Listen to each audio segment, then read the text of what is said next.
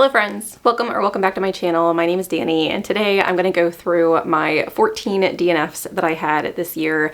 I asked you guys in my last video if you would be interested in a DNF video. I haven't really figured out how I like to do this content, but I do know that sometimes it can be helpful for you to hear from someone who maybe you have similar taste to, or maybe you have completely opposite tastes, what I did and didn't like about the books and why I specifically put them down. So hopefully with me doing this, you guys will be able to dodge some bullets if you aren't going to enjoy these stories, or maybe pick up some that you'll love. I am going to, because of the fact that I have 14 books, keep these a little bit shorter. So if you want me to expand upon anything, please let me know. We're gonna start with my soft DNFs. I do have 2 titles in this category. If you guys aren't familiar with what soft DNF means, it essentially is a categorization that I use for DNFs that I might get back to. So typically speaking, if I DNF a book, that book's done. It's not really going to be on my mind again, and it's never going to be on another TBR. It's a book that I'm counting down and out. With a soft DNF, when I have them, they are books that I kind of keep at the back of my mind for various reasons that I'll talk about, and I will eventually try them again just to see if it happened to be, you know, XYZ reason that I didn't enjoy them at the time of reading them. Sometimes it's just I didn't have time to read them at the time I started. So we're gonna go through those first. We will start with Trials of Empire, which is by Richard Swan. And I read 27% of this. This is the 3rd and final book in the Empire of the Wolf series, which starts with Justice of Kings. I really liked the first 2 books in the series. It's a grimdark fantasy. You have lots of politics going on within the world. I think the magic is really cool. You have a necromantic justice who you get to follow and has this massive history within the kingdom. I think all of it was really well done. And our main character that we're following is Helena, who is the justice's cleric. And she has kind of internal turmoil going on with whether or not she really wants to be in the place that she's in and the position that she's in within the government. And the 3rd book, I think, and this is why it's in my soft DNFs, I think it was wrong time to pick it up. This was right at the beginning of a very long slump that I had for about 2 or 3 weeks between February and March, where I just was hating everything I picked up. Anything and everything. And there are some hard DNFs in here that fit into that category as well. But because of the fact that I have history with this series, I have history with this writer, I do want to give this one another chance. I own the first 2 books in the series as well. So that's also why it kind of gets stuck on this list where I do want to try it again, because I genuinely think I was just not in the right headspace for a grimdark fantasy, because I know that the books that I was craving during that time were very fun popcorn reads. They didn't have the kind of dark gloom and doom that this book is set in. And so I don't think that it's any fault of the book. I think it was wrong place, wrong time. So I will give this one another try. The next one is Kitty Cat Kill Sat. And this one is kind of a cozy sci-fi. I read 18%, and I do think I'll get back to this one. This one I think was I need to change my expectations for the story. If you don't know anything about Kitty Cat Kill Sat, you're following a cat who is very old, I think like 400 years old, and she is orbiting Earth, at least I think it's Earth, and she runs into an AI who is very lonely and befriends him. And that's all I really knew going in. Well, I was thinking along the lines of like found family, kind of a quest story where they would interact like physically. They would see each other in everyday life and be able to kind of go on adventures with one another. And that's definitely not how this story is set up. The cat is orbiting Earth, and so is this AI that it ends up meeting. And they talk kind of like ships passing in the night. They can only talk at certain times whenever both of their spacecrafts are within distance of each other while orbiting this planet. And then when they're not communicating, you're seeing a lot of things happening on planet through the cat's eyes. You're also getting some backstory. And I just don't think I was expecting that type of storytelling. And so I do want to give this one another try. I own this one as well. I own the audiobook and the ebook. And so that's another reason that I do want to just not call it Down and Out. I would like to give it another try because I really think I will enjoy the cozier aspects of this, kind of two beings who are very lonely finding one another and being able to, because I do think with what I read, there is going to be some found family elements in that as well. So those still have a chance. Moving on to my hard DNFs that I'm kind of done with. I will start with the book that I read the most of and go to the book that I read the least of. And some of these I'm not going to give you a synopsis for because I have 12 other books that I need to talk about and I don't want this video to be forever long. So we're going to try and expedite things. The first one I mentioned in my last video was Middle Game. I read 50% of this and the repetition in this story is just not for me. Also the characters Roger and Dodger are twins and they have telepathic abilities. They also have some other abilities that you learn throughout the way. And there is someone who is trying to use them for their own means. There's so much more to it than that, but the reason the repetition keeps happening is you have them come together. So Roger and Dodger, as they're born, are separated and implanted with two separate parents, or separate sets of parents. And as they grow up, there are circumstances that bring them together and then they get separated again, bring them together, separated again. And that just kept happening over and over and over again. And in the times that they are separated, we have the normal, mundane life of a teenager, a college student, a kid. Like you get their everyday lives, like kind of like slice of life. And I didn't care about it. I didn't think the magic was interesting enough, and I wasn't rooting for them enough to continue reading. And so I did get to 50%. I didn't hate this by any means. I was just bored and I thought it was going to be in the 3-star range, so I decided to let it go. The next series I also talked about in my Q1 review was Leviathan Wakes, and I read 38% of this. And the simple answer for why I DNF'd Leviathan Wakes was I hate Miller. I hate that character. I don't want to be in his head anymore. And I am a firm believer that if you have a book that has multiple POVs, both of them have to be interesting. Miller's perspective was necessary in what I got for the 38% that I read because it gave you more of the world building, the politics that are happening within the galaxy than Jim Holden's perspective. But without a doubt, Jim Holden is the better character. Miller's character is just miserable. I'm not a fan of being in someone's head who is just not a good person. And I know that that's probably maybe a weird place to start because I have read, like, I loved the first Law trilogy and you follow Glokta, who is a torturer and definitely not a good person. But there were aspects of Glokta that I could still appreciate, and I found nothing with Miller. I didn't want to hear any more from him. And every time I would get to his pages, I would it would take me a minute to pick the book back up, even though like Holden's chapters I was flying through. I didn't want to read an entire book to only enjoy half of it, I guess is what I'm trying to say. So let that one go.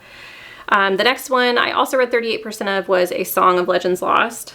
And this was another one that I was just kind of bored with. There's nothing wrong with the story, and I've heard a lot of people pick it up recently and really enjoy it. But for reading 38%, I honestly don't remember much of it. And I read this maybe a month ago. It was the beginning of March when I started reading this. And I was forcing myself to pick it up. I had to remind myself that I was in the middle of reading it. And that's just not a good place to be as a reader. I think that part of this was due to the fact that there are a lot of POVs and I don't think you're given enough time with any of them to really connect with and invest yourself in the story. I thought Timmy, I think it's Timmy's, I think that's the main character's name. I liked her perspective and like what was happening. There's like this voice that keeps talking to her and she doesn't understand what it is. She thinks that it's something dangerous and is worried. She does go and ask people about it. And some people think that she's crazy. Some people are like, wanting her to get away from them because it's a bad omen for her to interact with a being like this. And I still don't know what the voice was. I did find that interesting, but we never got to sit with her long enough for me to really care. And it was the same, there was another character that we were following who was like forced to fight these beings that were coming out, and I don't think we ever were with him long enough for me to really care about his family dynamics. So there were a lot of things I think working against this book for me, but in the end it was just I didn't remember a lot of the time that I was reading it, and so I decided I didn't want to invest any more time because it's also a chunky read. I also didn't finish. I got to 35% of Empire of Shadows, which was a fantasy romance book that a lot of people threw out as something that I might enjoy because it was kind of an adventure story. My problem with Empire of Shadows is if you are a person who wants to read something with a subplot that is a romance, this is not your story. And that's really how I enjoy romances, especially in large-scale fantasy books. If there's going to be a romance, I really would prefer it take a backseat to the storyline, and that is not what happens in Empire of Shadows. The characters are very much infatuated with each other, kind of insta-lovey, definitely comment on each other's bodies a lot, and there's just some uncomfortable conversations that you get to witness in their head. It is dual POV as far as like you get both perspectives, more of the female lead than the male, but I do think that the repetition of certain scenes kind of grated on me, but it was mainly how they treated each other. Like they would be in like horrible situations, like almost dying, and they're thinking about like, that person looks good with sweat on their body or whatever. And I was like, really? That's what we're thinking of right now? Like there are more important things than how hot your person who you're accompanying is. I was frustrated with that aspect, and that's really it. I decided at this point, because it was frustrating me so much, I think there was, I don't remember what the scene was, but there is a scene that I ended on because I was like, okay, I'm done. Like, I don't want to hear about how muscular some person is or how attractive they are, or how you would like to be in their arms. Like, nope. I don't care. I would prefer to have learned more about the relics and things that they were hunting, and it's just not the focus of the book. So not for me, friends. Another one I mentioned in that quarter one review, or quarter one check-in that I did, was The Forest at the Edge of Time. This is my most disappointing DNF. I got to 29% in this, and really you have 3 POVs, 2 main ones, a past and a future. The future is really interesting. The past is boring, and that's why I DNF'd it. There's not a lot to it other than that. I didn't really understand what was happening with the past timeline and why it was the most important one. We were being told that the past timeline was going to be the one that kind of was the decision maker. The future timeline and kind of the beings that you're interacting with in the future, I thought were intriguing, and I could have just lived there throughout the entire book. There's also a weird third POV that's like a teenager, and you're in her head, and she's very angsty, and it's not my thing. I don't understand, and I'm sure that I would have eventually gotten there, but I don't understand why she was important to the storyline. I'm sure that there's a reason for that. I just didn't get to it, but I didn't care to continue on with the book. Next, I have Drinks and Sinkholes, which I got to 28%. I picked this one up kind of around the same time I was doing, I was being slumpy, and I needed, fun pick-me-up books, and I thought that this one would be good. It's supposed to be kind of a cozy fantasy featuring a town where sinkholes start happening, and the people have to figure out why all these sinkholes are popping up in their kingdom before their entire town is gone. And there's an innkeeper you're following, which I do love. The Innkeeper Chronicles is part of the series that brought me out of the slump, which is why I ended up picking up Drinks and Sinkholes, because I thought it would be kind of same vibes. Nothing happens in this book. Like, well, at least 28% that I read. I hear often people who do complain about cozy fantasy and how there's no plot. This book is the epitome of those complaints. Because while you have like these sinkholes start happening, the innkeeper is bringing them up, no one else seems to really care. The townspeople will kind of collectively help as long as someone is put in the lead, and the innkeeper is constantly the person who has to rally people to fill these holes. But think about that for a minute. How interesting is that? Oh, there's a hole on the edge of town. Okay, Does anyone want to help fill it? Well, I will if someone shows me where the hole is. Okay, let's go. And then they all go and fill the hole. That's essentially what was happening. I also was very frustrated because the mayor of this town is insufferable. It was intentional, but they were using the town's resources at their own beck and call. They were definitely putting everything on the innkeeper to try, you know, like, you're going to be the one who has to figure things out because I have more important things to do. And it felt very one-dimensional for like the quote-unquote bad guy. And I'm not saying that that person was the villain of the town by any means, but they definitely weren't helping either. And it was frustrating in the end. With cozy stories, because of, and I'm not saying that cozy stories don't have a plot, because I think many cozy stories that I've read have an amazing plot. I also think, though, that most cozy stories that I have read and loved have amazing characters that I want to, you know, that are my bread and butter, that I would die for. And these characters I just didn't care about. It was just, you were there with them, and that was it. So unfortunately, this one didn't work for me. Next is Invisible Corpse, which I read 23% in. This is a fantasy mystery series featuring an imaginary character. His name is, I don't remember his name. He's a triceratops, and he's a detective. And things are happening within this land that he is living in, and he has to solve the mystery.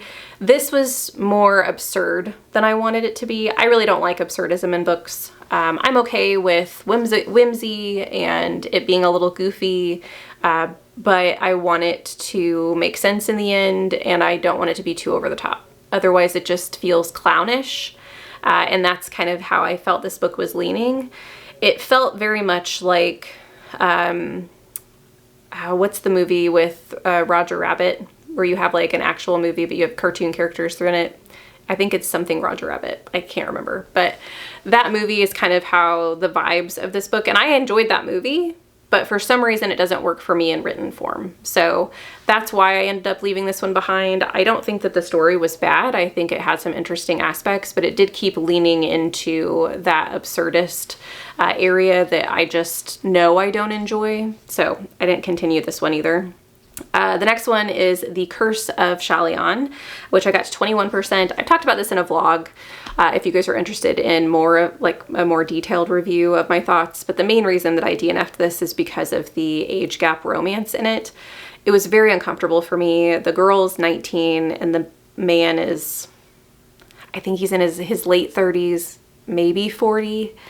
And I've read reviews as far as like the extent of the romance, and it's supposed to be a light romance, but the little moments that I kept seeing throughout the story, this man knew that it was awkward for him to fall in love with a young girl. And that in and of itself, I was like, I'm uncomfortable being in this man's mind while he's thinking of this teenager. And I know it's a historical setting as well, but I don't know, that's too much for me. That's too much of an age gap. And then also, there were moments that were so awkward, and it's supposed to be kind of like an endearing quality that he doesn't know how to relate to this girl, but it just was cringy to me, like secondhand embarrassment to the max type of a thing. And so yeah, I just don't. And I also didn't find the world very interesting, which most of the people who I've read reviews who say the romance is like on the lighter side and it's not a big part of the plot. For me, it was on every page. I could just, because of where his thoughts were and the fact that there were always these little moments that his gaze would travel to her, I could tell that it was going to be a romantic subplot. And it was so distracting for me that the rest of the world kind of fell behind the scenes. It wasn't coming to the forefront. And so definitely not a story for me. Next we have The Depths of Van Alf, which I got to 19%. And I was bummed that this one didn't work for me. This has Scandinavian folklore in it, and I typically eat that stuff up, but I think honestly, the reason I DNF'd this one was because of the writing style. I think the way the characters are written, the way the dialogue is written, it feels very YA, and I typically don't enjoy YA stories. There have been some that I do like, but I think that it was more simplistic than I wanted it to be. And I also think that it moved, you know, I only got to, like I said, 19%, but it moved more slowly for me than I would have wanted with the kind of dire circumstances that are happening. With this, you have a kingdom that's on an island that's protected by shields. There are monsters outside these shields, and the shields are decaying. And the people on this island can gain magic by going into the depths of Vanelf, which is like a cave system. They go to the bottom, can come back out with magical powers. And the story is supposed to be of a boy who has trained his entire life to become one of these magical beings, to go down into the cave and get magic, has to go through his training quicker than he typically would have because of the fact that these shields are dying. But I think I would have preferred to see more of the book in the caves.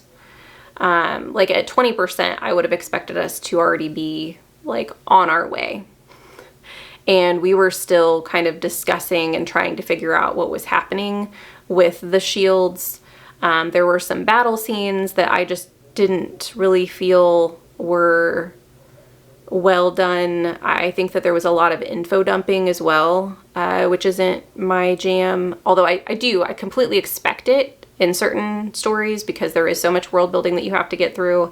I'm not saying that info dumpy would be an immediate put down for me. It was just a combination of everything. I think the majority of it was the writing style feeling very young, and the characters feeling very young. So I moved on. Moved on to other stories. Next, I have Mercy Makers, which I got to 14%. I really didn't enjoy the main character in this story.